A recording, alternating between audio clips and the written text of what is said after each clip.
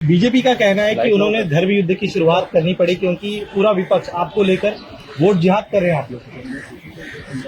या नरेंद्र मोदी की कॉन्स्टिट्यूंसी में मेजॉरिटी कम हो गई। गुजरात में वो लोग एक सीट हार गए, महाराष्ट्र में हार गए, फिर आप राजस्थान में जहां पर प्रधानमंत्री जाकर बोले थे कि मंगलसूत्र निकाल के दे देंगे मुसलमानों को, हिंदू बहनों दलों से, वहां हार गए। हैदराबाद में 3,40,000 वोटों से हारे। ये लोकशाही है, यहाँ पर धर्मयुद्ध कहाँ से आ गया? तो कुछ तो शर्म करो तुम लोग। 10 साल से सत्ता में हो, पूरी मलाई खा ली है देश की, और तुम धर्मयुद्ध की बात कर रहे हो। 2800 किसान मर गए महाराष्ट्र में 2023 में, धर्मयुद्ध पर कहाँ गया उसमें? क्या बात कर रहे हैं लोग?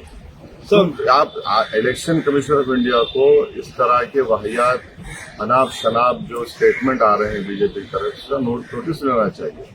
और ये क्लियर कट वायलेशन है मॉडल कोड ऑफ कंडक्ट का। और बोल रहे हैं जिहाद। कहेगा जिहाद? कहाँ का जिहाद हो रहा है? धर्मयुद्ध कहाँ हो रहा है? आप तो हिंदू मुसलमान लड़ाने की बात कर रहे हैं। आप तो वही उस तरह रोटी सेकना चाहते हैं अपनी, आप दिखाने को कुछ है ही नहीं आपके पास। तो इसलिए अब आप आगे हैं असली नफरत के एजेंडे के ऊपर।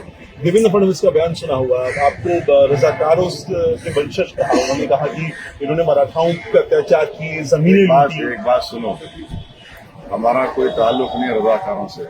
जो रजाकार थे वो पाकिस्तान भाग गए, जो वफादार थे देवेंद्र फडणवीस की बातों की नींद हराम कर रहे हैं।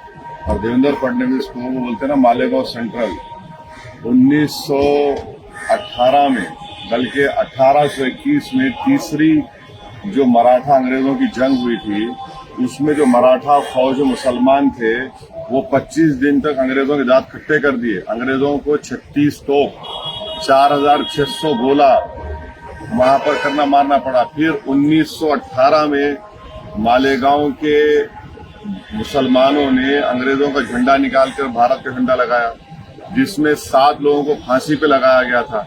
देवेंद्र फडणवीस वो मेरे पूर्वज थे, तुम्हारे नहीं थे। तुम्हारे जो हीरो थे वो जेल में बैठकर लव लेटर लिख रहे थे।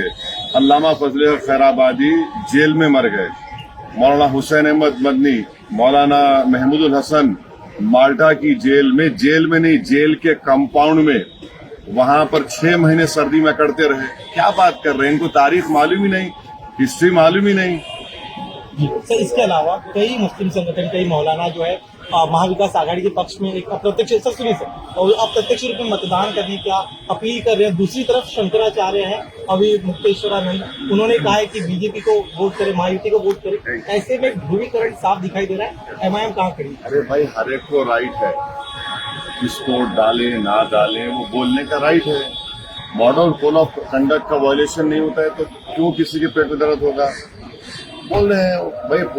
एक तो अपील उसमें ऐड करना चाहिए कि मुंबई में पोलिंग परसेंटेज कम से कम 65% होना चाहिए। वो ऐड करिए ना। सर, इसके सर एक सवाल यहाँ से है, तो आप बहुत ज्यादा हमेशा पैरवी ही करते हैं, अपने अब अलग अलग प्लेटफॉर्म पे उसको रखते हैं। तो अपनी जजा और आपकी लैंग्वेज को बहुत जिंदा करना है। तो फिर ऐसा कह रहे हैं अगर हम सड़कों पे उतर आए तो आपकी रूट आप मोबाइल पर करते हैं, वक्त फूट। आप मुझसे पूछिए, मैं अपना जवाब दे